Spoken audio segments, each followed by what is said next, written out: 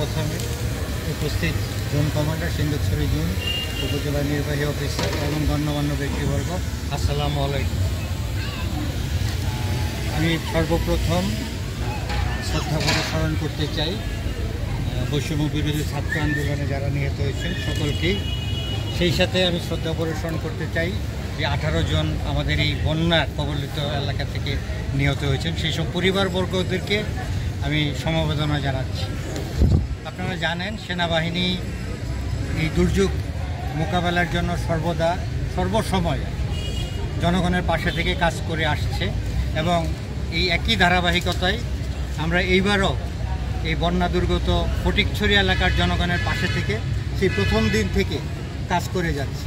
তো এই কাজের সাথে এই এলাকার যে গণ্যমান্য ব্যক্তিবর্গ আছেন, যারা স্বেচ্ছাসেবক আছেন, তাদের যেই অক্লান্ত পরিশ্রম সত্যিই তা প্রশংসার দাবি রাখে।